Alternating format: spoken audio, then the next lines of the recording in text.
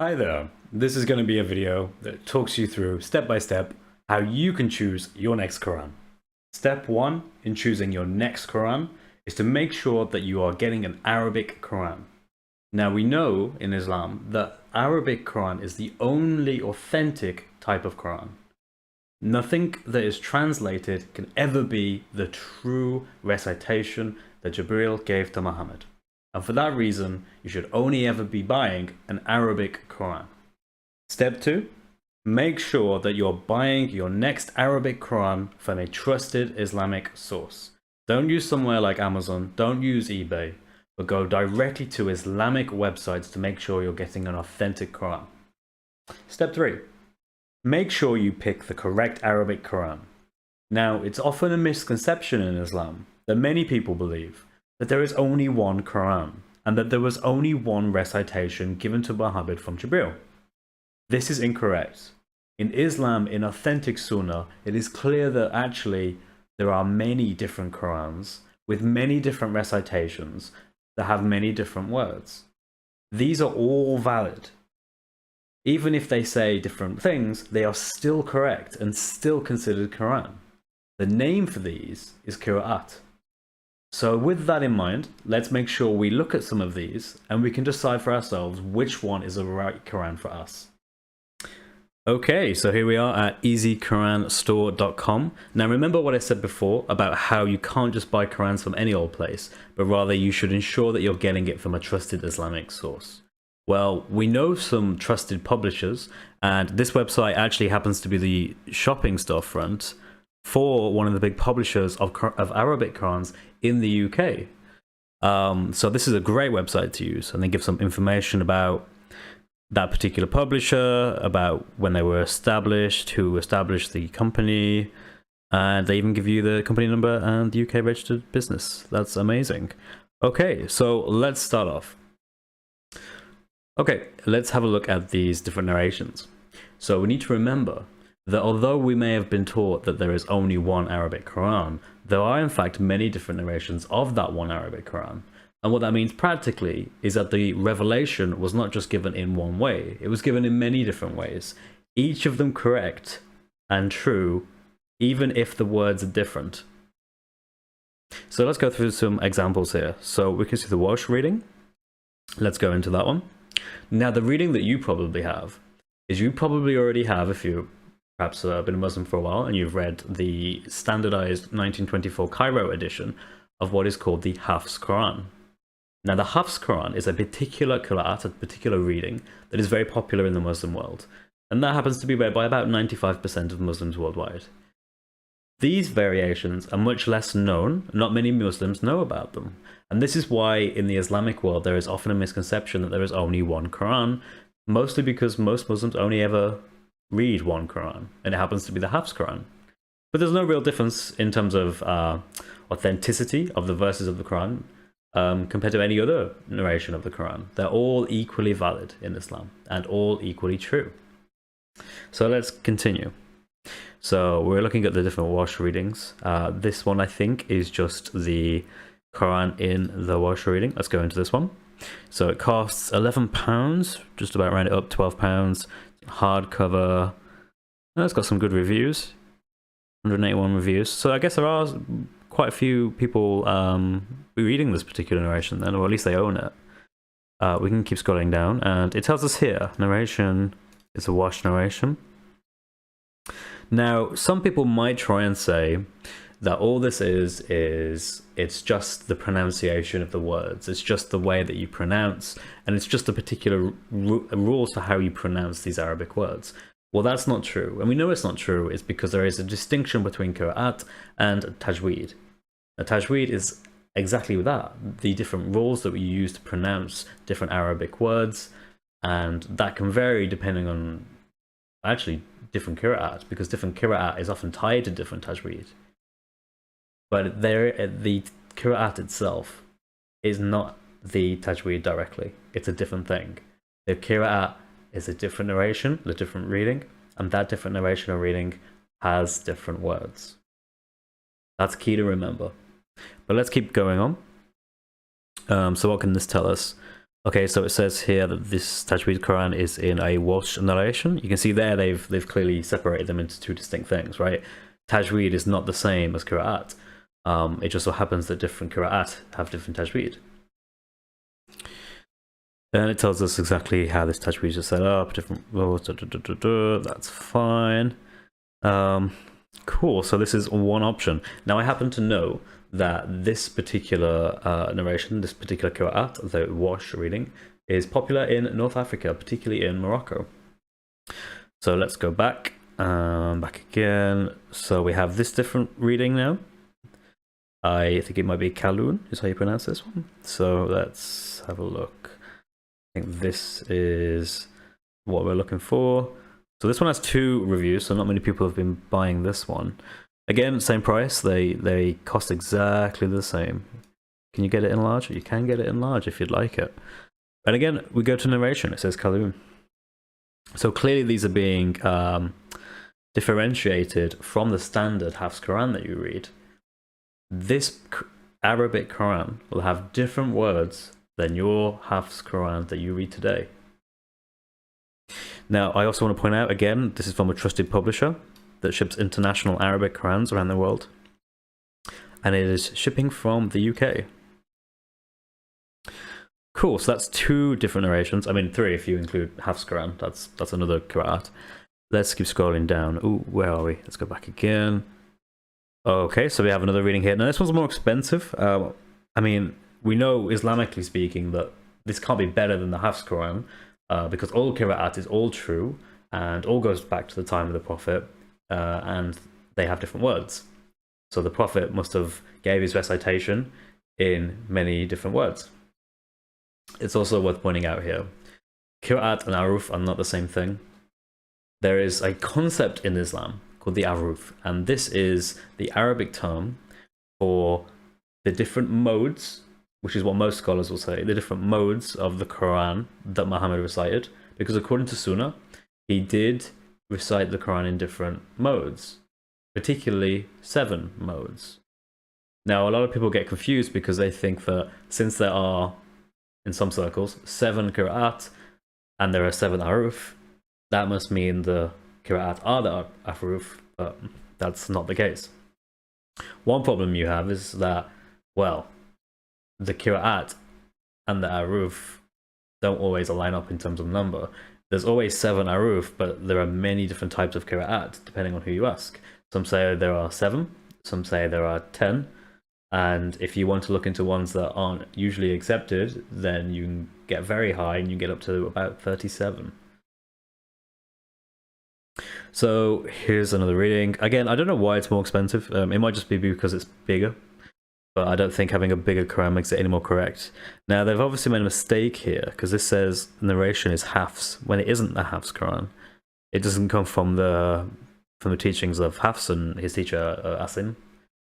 So it doesn't come from him, but I guess maybe that's a typo. And we can keep going down, and here are all the different ones that we can buy, all the different narrations. So I guess really it's up to you to figure out exactly which reading is the best for you. It depends on what words you find more particularly interesting than others, what you find more authentic.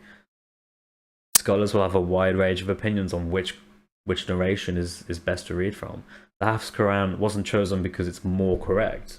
There is no such thing in the Islamic world as a more correct Quran. They are all correct, and they're all affirmed by the scholars. And they obviously aren't just pronunciation, because if it was pronunciation, then there wouldn't be this concept of Qira'at. Instead, it would just be Tajweed, which would just tell you how to pronounce it. This is something different.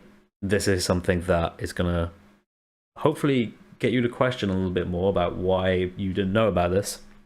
Or if you did know about this, how can it be that Muhammad was saying multiple different things and revealing wahi revelation, and yet he was doing it multiple times in multiple ways? Does that make sense? Because to me, I have difficulty understanding that. I can't understand how revelation can be revealed in different words that mean different things and yet still convey the same message. But perhaps we should look into this. Let's look into the differences between some of these readings so I can illustrate exactly why they aren't just issues of pronunciation. They are differences in the meanings of words. Okay, so now I'm going to look at the Concise Encyclopedia of Islam so that we can have a look at how Qira'at is defined and talk a little bit about historically how Islam interpreted what the Qira'at was. So we see here, historically speaking, after the definitive recension of the Quran made at the command of the Caliph Uthman. Now just to give you some context here, in the Sunnah, authentic Sunnah, Sahih al-Bukhari and others, it is revealed that the third Caliph, Uthman, collected many different written down Qurans that had different surahs, that had, in terms of content, they had different numbers of surahs, and they differed in terms of what the Quran was. Now, we know of at least 3 of these that differed. So, Zayd bin Thabit had his copy. Hafs had got under her pillow. Then, later on, there was Ubay ibn Ka'b. He had his copy with 116 surahs in Damascus. And then there was Abdullah ibn Masud, who had either 110 or 111 surahs in his copy when he was in Basra. Now, Uthman ordered these be collected because, according to the Sunnah, people worried that they were going to differ about what the Quran was. There was a genuine fear that the Quran was going to have variants in it and that someone needed to do something about it, and this fell to Uthman. What did Uthman do? Well, he called for these different copies. Ubay ibn Ka'b, Abdullah ibn Masud, Zayd bin Thabit, they were collected all, and then he set out a team of scribes to go and rewrite the Quran using these different copies, as well as oral tradition, as well as things that were written on stones and leaves at the time. And he said that we should get rid of everything that doesn't conform to the Qurayshi dialect. Now, when he says get rid of, he means burn. In fact, in the Sunnah, it says very explicitly, he burns them. So we need to remember here, there was a point when the Quran, which was revealed in many different modes, 7, was decided that actually that wasn't a good idea, even though it was Muhammad himself who revealed it that way, because the third Caliph, Uthman, decided to gather these different ways of it being recited, and these weren't just pronunciation issues because they themselves worried about how this was going to become a different Quran, and he standardized it in one particular form, getting rid of the other forms. Okay, that's the context for this. Certain variant readings existed and indeed persisted and increased as the companions who had removed the text died. Sorry, had memorized the text died. Okay, so despite what Uthman did, these variations still persisted. Now, I think that those variations were probably more minor compared to what the Aruf was, but nonetheless, they kept being around. In fact, there seems to be good evidence to think that we actually that Ibn Masud's copy was still either being recited orally or being copied at a much later point after Uthman had already burned his copy. So let's continue reading. And because the Arabic script, lacking vowel signs and even the necessary diacriticals to distinguish between certain consonants, was inadequate, in practice the authority of oral transmissions and reciters was an essential complement to the recorded written text. Okay, so key thing to understand here is that in the time of Muhammad, the Arabic text as we understand it was not formalized. In other words, there was a consonantal rasm, which is the base Arabic text, but there was no diacritical marks to distinguish actual words. So in other words, when you were writing the Quran at the time, they couldn't write the explicit meaning, but rather they could pick Arabic script that would convey a range of meanings, and it was then left to the reader to insert in their own mind exactly what that meaning was, based off a different amount of possible narrations. Let's keep going on here. As Islam became diffused among peoples whose Arabic fell far short of the Qurayshi standard, or for whom Arabic was not even a mother tongue, it became a matter of urgency to remedy the deficiencies of the script. So again, we know that there are deficiencies in the Arabic script at this time. It wasn't a properly developed written language, it was only an oral language. Formalized grammar, and preserve the integrity of the revealed text and of Arabic, the sacred language. The rapid vulgarization of Arabic that ensued in the first centuries of Islam, when the language, no longer protected by its isolation, became the lingua franca of a vast realm, was a phenomenon noted and deployed by the scholars of this age. Let's keep reading. In the 4th Islamic century, it was decided to have a recourse to readings, qira'at, handed down from 7 authoritative readers in order, moreover, to ensure accuracy of transmission. Now they go on to describe exactly how that was done, how that was made. There were 2 transmitters of the particular reading. This is in sharp contrast to what was originally decided by Uthman. Uthman thought that these different readings, these different narrations, this qira'at, should not be allowed because it was causing confusion and it was making people think that there were different Qurans. His approach to burning it and just having the Qurayshi dialect as the only version of this qira'at that existed, he then made copies of this and he sent it out to the 5 cities. That failed, and it failed because there was still, either in oral tradition or written tradition, these different variants, these different qira'ats still being spoken. That would mean that these different qira'ats were being used in prayer. This, therefore, is very substantial and quite meaningful because we need to make sure that these different readings all come back to the time of Muhammad. The issue with that, though, is that Uthman himself tried to eliminate these. He tried to eliminate the different variants and to standardize the Quran into just the Qurayshi dialect. So it's worth mentioning here, these 7 readings have, in the course of time, came to be associated with the 7 Aruf of the Hadith. Now again, there's no actual scholarly reason to believe that they are. It's just assumed, probably because it makes things a lot easier to understand. Okay, so now let's look at the differences in these actual qira'ats, the differences of the many different Arabic Qurans. So here we have a comparison. This is just comparing Hafs, which is the most common one, to Warsh, the one that is often most used in North Africa, particularly in Morocco. Let's compare some of the different passages of different words. So here we can see the Arabic script, and we can see what it translates to. Allah is the self-sufficient, whereas, and that's in the Hafs, and then in the Warsh, it's Allah, the self-sufficient. So here you just have a case of missing words. Now, in this instance, it doesn't actually change the meaning. It's just a different way of having the sentence constructed. These are quite common. We'll find more of these as we go on. So again here, and hasten to, and it gives you the actual reference in the Quran, Surah 3, Ayah 133, or hasten to. Again, differences in the words included. Now, let's find one that is a clear case of a difference. Okay, so here's one. It says here, he said, my Lord knows. And that is Surah 21, Ayah 4. But in the Welsh Quran, it says, say, my Lord knows. Now you see, this is interesting because in this context, it's likely to be talking about Muhammad in the Welsh Quran, where it's Allah saying to Muhammad, say, my Lord knows. But in the Hafs Quran, it's, he said, my Lord knows. See, now you're starting to deal with different meanings, because now you have to say, well, is this Allah speaking? Or are we talking about Allah in the third person? Which is it? Is Allah speaking in the third person or the third person? Or is it a different person completely in Hafs?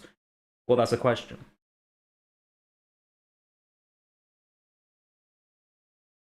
Let's keep going. So here's another one. So we have in Surah 2, Ayah 58 in the Hafs Quran, it says, we give mercy. Whereas in the Welsh Quran, it says, he gives mercy. Again, is Allah talking in the first person or is he talking in the third person? So again, straight downwards we say, we have this one in Surah 2, Ayah 140. You, the plural, say, whereas in the Welsh Qur'an, the Welsh Arabic Quran, it says, they say. In fact, interestingly, it's actually a different reference number. You can even see that here it's 2139 and here it's 2140. Okay, let's look at Surah 43, Ayah 19. In the Hafs, it says they are slaves of the Most Gracious. But in the Welsh Arabic Quran, it says they are with the Most Gracious. Okay, so which one is it? So are they slaves of the Most Gracious, or are they with the Most Gracious? According to scholarship, they are both correct, and they are both the same Quran. Let's keep going down. So here's another one. This is Surah Fatiha, Ayah 4, Owner of the Day in the Hafs Quran, compared to King of the Day in the Warsh Quran. A owner is not necessarily a king. So necessarily there's a difference between those two words. I could own something and not be a king. Therefore, those words are in contrast to each other. In other words, they can't be both true. Either you're a king or you're not a king. If you're an owner instead, you're something different. So those two things don't add up. Okay, next one. They, in the Hafs, in Surah 2, Ayah 9, Surah Baqarah, Ayah 9, it says here, they deceive. In the Hafs, in the Wash, it says they seek to deceive. Okay, so did they deceive or did they only seek to deceive? Because one implies that they did do deception, the other says they merely sought to do deception. So again, those are two different things. They can't both be true. Either one is, or none of them are, or they're contradictory. Here's another one. They lie in Surah Baqarah, Ayah 10. In the Hafs or in the Warsh, they were lied to or they deny. Wait, did they lie or were they lied to? Obviously, those are two different things. Okay, let's go to the next one. So here we have in Surah Baqarah, Ayah 184, in the Hafs, a redemption by feeding a poor man. And we can contrast this to Wash, where it says a redemption by feeding poor men. Okay, so now you have a verse that talks about feeding one person, but that same verse in a different Arabic Quran now says feeding multiple people. So again, that's a contradiction. Which one is it? They can't both be true at the same time. So by simply affirming them doesn't help. All we're doing by affirming that is we're affirming a contradiction. Let's keep moving on.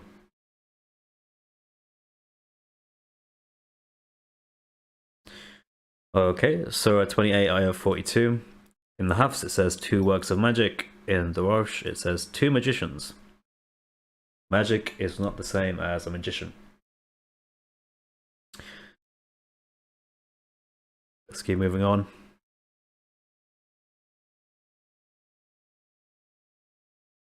In Hafs, in Surah 66, Ayah 12, we have her Lord and his books. And then in the Wash, we have her Lord and his book. So one is plural, one is not plural, one implies there are many books, one implies there is only a singular book. That is a contradiction. And there we have it. There are different Arabic Qurans that are available today. They are called Qira'at, and you can buy them online. And I would encourage you to do so yourself and to read it for yourself, especially if you're an Arabic speaker. So you can validate what I'm telling you. Nothing that I'm saying is a shock in Islamic scholarship. It's just something that isn't really talked about a lot in the Ummah. It's not something that you'll find often mentioned in the masjid, the madrasa. They won't talk about these things because it's uncomfortable for people to know that there are different Arabic Qurans with different words.